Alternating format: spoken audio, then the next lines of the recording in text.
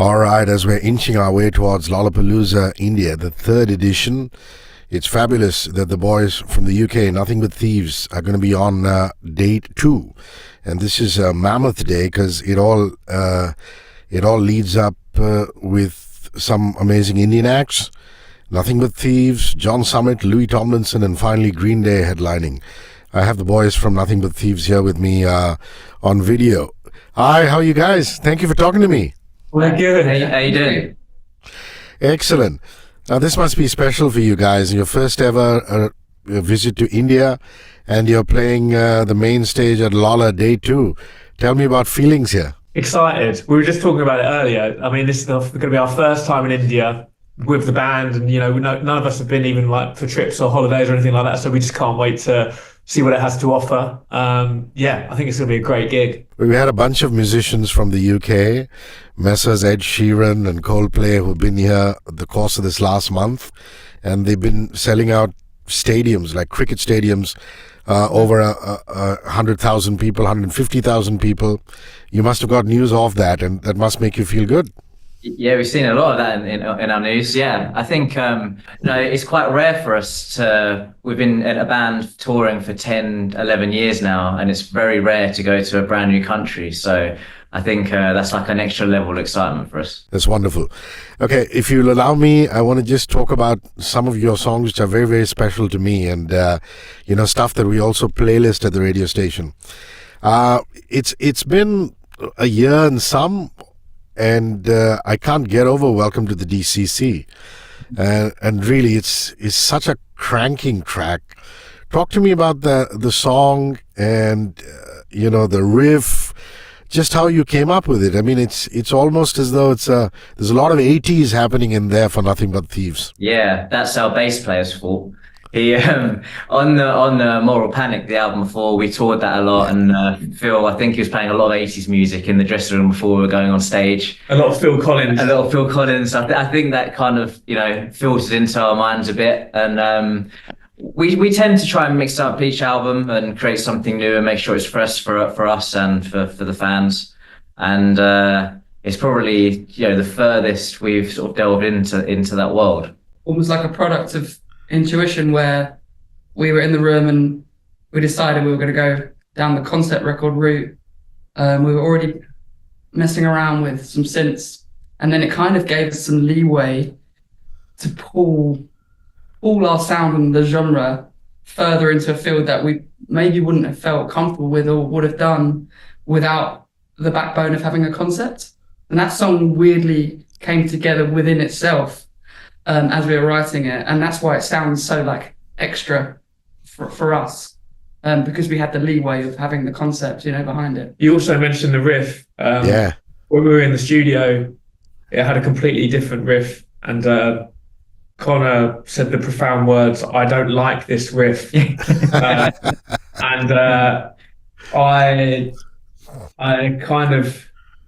I think that was one of the best things that happened to that song, is Connor kind of going with his gut on that and just saying that is there another thing to be had here? Is there another direction to take it? And then the riff that ended up in the song was born. So it was moments like that in the studio where the song took another step up from sort of the demo that we had already had. And that's how you hear it today. That's lovely. I want to come to Overcome, another song that I really love. It's like a driving anthem for me. We drive a lot in Mumbai. It's a massive city. We have 22 million people. So if you're not stuck in traffic, I'm looking forward to that. I mean, you're listening to music a lot, and Overcome is a drive song for me. I mean, it's quite lovely.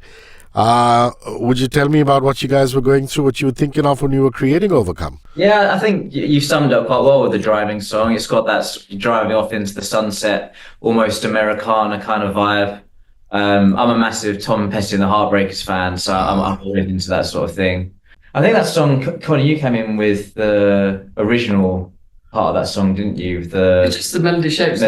Yeah. Most of the verse and the chorus, and I just didn't know where it wanted to sit. And I think that's the beauty of the collaboration, is these guys hearing it so differently and making it into this beautiful Tom Petty kind of more heartwarming feeling song, and which we've never really done. It felt quite major and uplifting for our sound, and we tend to write things that are quite dark. And that was a really fun experiment to have a lot of more major chords in a song, you know? It's quite uplifting. We end most of our sets with that song now, and it kind of, you see everyone with their hands in the air sing along for the last like chorus, and it's a moment where we feel very connected with the audience with that song, and everyone leaves, or most people leave with a smile on their face. There's always a few disappointments. You can't please everyone. Well, it's wonderful that you would give an homage to Tom Petty. Really, you know, I can't believe he's no more. I mean, there's a whole phase of my high school life when I was just listening to Tom Petty and the Heartbreakers. What sound and what guitar playing, and it's just amazing. Yeah. I saw the last ever gig he played in London. He played Hyde Park, and wow. My wife went over, and it was still incredible. He still absolutely had so much life in him, and he was brilliant still. So I'm very, very happy I managed to see the last show. So from your most recent work, I'm going to do a major rewind. I'm going to go back to 2012. You guys had just formed. I still can't tire of listening to Itch. I know it's a really old song if you look at your career graph. I mean, but I don't know. It just doesn't sound dated to me at all. And really, that was the first big one for you guys, wasn't it? I mean, immediately after that broke through, it became a big radio hit. You started playing along with Arcade Fire, Muse, all those bands. Would you say that was a great discovery point for your music for these other bands like Arcade Fire and Muse, who kind of reached out and said, you know, why didn't you guys open for us? Yeah, I don't think you ever know why we were asked to do those gigs or why we were discovered, but I definitely think it was one of the first songs we'd written as a band that sort of suited Conor's voice over context of heavier electric guitars, because, you know, Conor's got such an incredible range on him. He can sing so high. We would initially struggle to find what musical sort of foundation to put him under, and that song really felt like it blended both of those things really nicely together, and it kind of opened the door for like, okay, well, we know we can do this now. And then the writing for us felt like it had way more identity after that moment, I think. Trip Switch was your first number one hit in the US. You topped Billboard's alternative songs chart. Around about this time last year, I was speaking to Sting. He was here for Lollapalooza. You know, I went and had a delightful time chatting with him in his hotel. And he was talking about how, as a British band, when they were the Police, and then him as an English singer, it was a big deal breaking out in America, because it's not an easy thing to do. Did you guys surprise yourself with Trip Switch? Yeah. I don't think we really understood at the time what that really meant. And it's kind of a cliche thing, you know, a UK band trying to break in America. It's everyone's heard of that notion, and not many bands get to do it. I mean, we're lucky. We can tour over there, and we play 2,000 to 4,000 people everywhere we go, basically now. And that is very rare and very lucky for a band, you know, like us. So that song definitely opened the door for us. Lovely. And I'm now going to come to 2020 and, playing at the legendary Abbey Road Studios, symphonic strings, brass players. I love Impossible, which is the orchestral version live from Abbey Road. This is a historic studio. I mean, everybody makes the automatic connection between Abbey Road and the Beatles. Talk to me about Impossible and creating and making what you did, the orchestral version. Yeah, that was a real bucket list moment. You know, it's just stepping through to that historic studio and walking down the corridor. They have photos, like signed photos and album covers from every artist you could ever imagine. You know, you got Elton John, you got the Beatles, the Stones, like bands that we've always looked up to and artists that have sort of inspired generations. So I think just to be in that world, you feel like, there's a bit of magic just within the four walls of the studio. But incorporating strings and brass into our music is kind of like something that we're actually quite passionate about, and we've spoken about maybe in the future doing a whole gig potentially with an orchestra, which would be kind of a dream. But yeah, that was a bucket list moment, and a lot of people have discovered our band just through that version of Impossible with the strings in Abbey Road. So it obviously is connected with a lot of people. So yeah, I'm glad I'm so glad we did it. Amsterdam is another song which I really love. again, it's going back in time. It was your second album, Broken Machine. And I mean, one is the obvious thing, which is Amsterdam, the city. And, all of us love going there and things like that. But I don't know if there's is a deeper meaning to it. I mean, this was after your first album. Most bands put a lot of pressure on themselves on their first album. And if you're not putting pressure, then people around you are putting pressure on you. Does that have something to do with that? Come second album in Amsterdam? Well, it's a bit of backstory to that. So, I mean, Broken Machine, a lot of that album is written about the feelings of touring the first album. We kind of overdid it. We said yes to every show. We just didn't see home for so long, and it took a bit of a strain on mental health and that sort of thing. And we really had to sort of figure out what we were going to do as a band going forward, if that was going to be, like how we were going to be a band. And that's what a lot of Broken Machine is about. And Amsterdam was one of the first countries, one of the first cities, that Netherlands, one of the first countries to really take Nothing But Thieves. And it felt like another home, a second home. So when we were talking about, are we going to get to do this anymore? Are we going to tour? I Left My Heart in Amsterdam. That is kind of what that song's about. It was a feeling of, I hope this isn't the end of that, and I hope we get to see it again. Well, Sorry, I think would definitely be one of my all-time favorite Nothing But Thieves song. I also love the video. I think also because there's a lot of philosophy in that one, isn't that? I mean, it's about all of us and how, you grow older and then you look back and, you think, you reflect upon life. It really is a beautiful song. And thank you for that one. So a bit about Sorry, please. Yeah. Oh, cheers. I think you're right. I think it's probably a symptom of how our age at the time, really. That's we wrote that in quite formative years of, our early 20s. You kind of, that is when you really sort of start growing up and sort of seeing the world in a different way. And I think it came out in that song. It's quite reflective, that song, I guess. You mentioned Moral Panic. I mean, there's Moral Panic and there's Moral Panic Part 2. Your Blood is another one of my favorites on Moral Panic 2. It's a great ballad, but it's also a very dark song, isn't it? So I'd like a comment on Your Blood. Yeah, so in Moral Panic 2, that was, we couldn't actually tour Moral Panic at the time because of COVID. So we thought, what can we do? And we got together and we wrote some more songs, and we still very much felt like we're in the Moral Panic world. And I think that was actually a song that we'd started writing pre-Moral Panic, wasn't it? But it didn't quite find its way. I think we started writing it actually in 2017 or 2018. It was around the Broken Machine era. Yeah, but it was basically just the chorus, I don't think I'll ever get over you, and it was the riff at the end. That was basically all we had until we went and rewrote this song. I think that song was really just, for me at least, an exercise in really trying to figure out another thing that chorus could be saying. I didn't want it to just feel like a relationship. I will never get over you. It has, it does have a lot of a deeper meaning to that. And I think maybe having the time of COVID and Moral Panic and reassessing what that song could be really helped that song. And it's one of my favorites as well, actually. Yeah, I love it. Do you guys have a favorite Nothing But Thieves music video?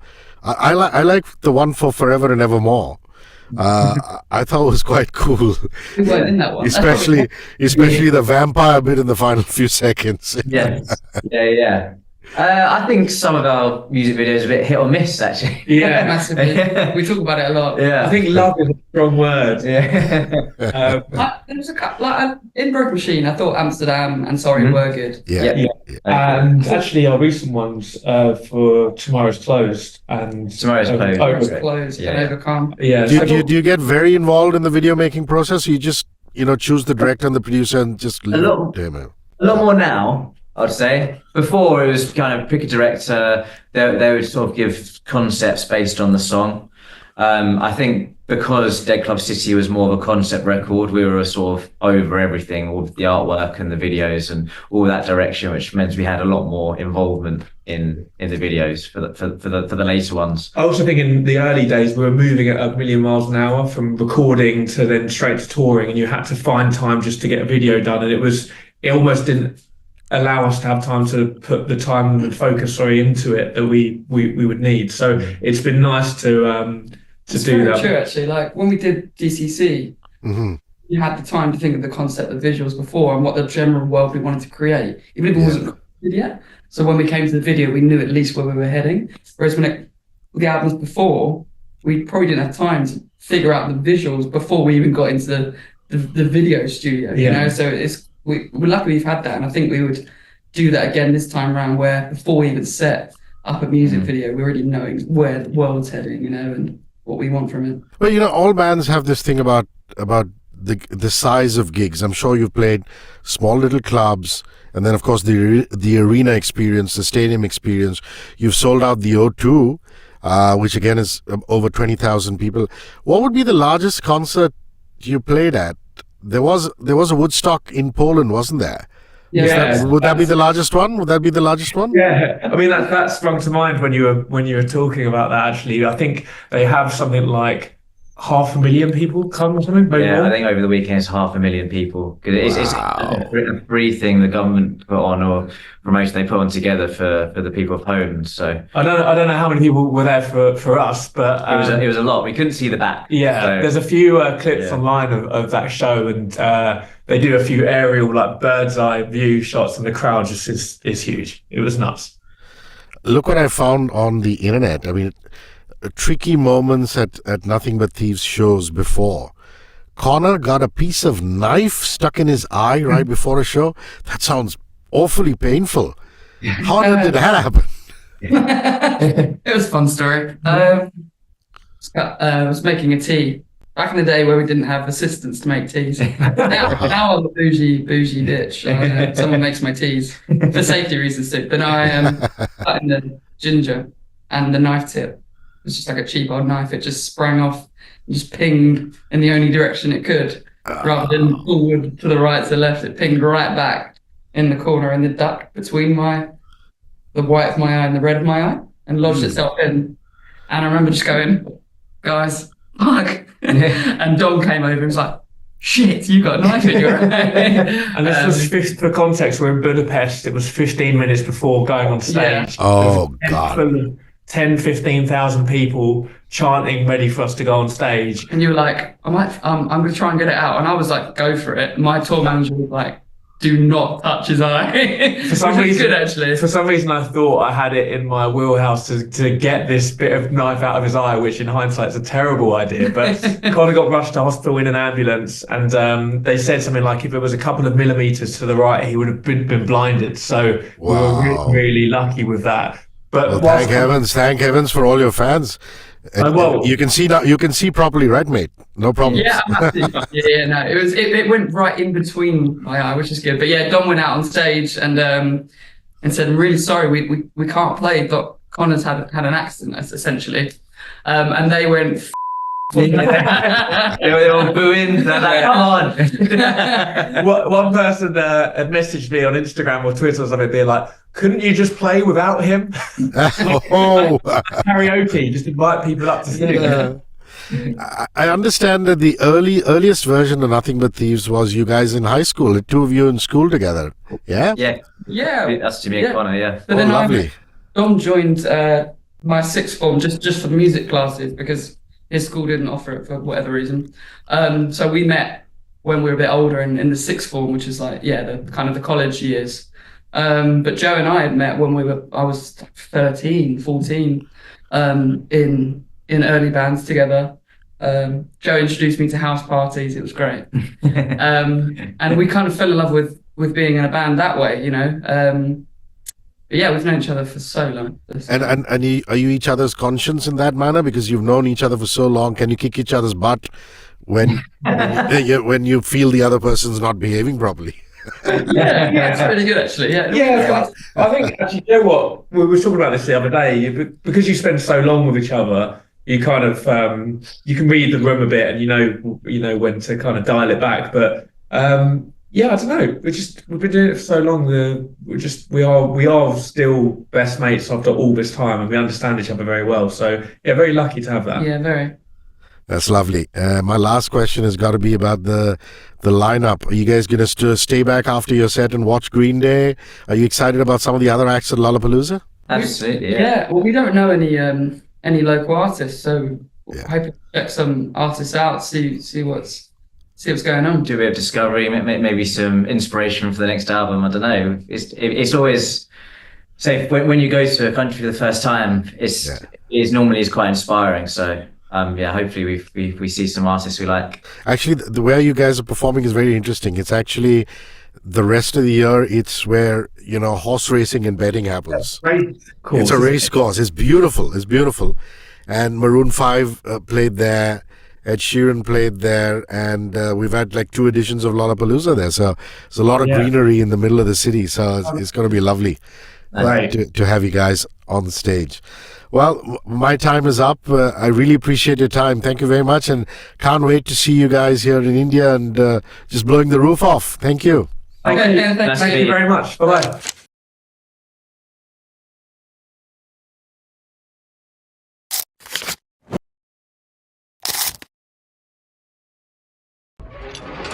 .3 Radio 1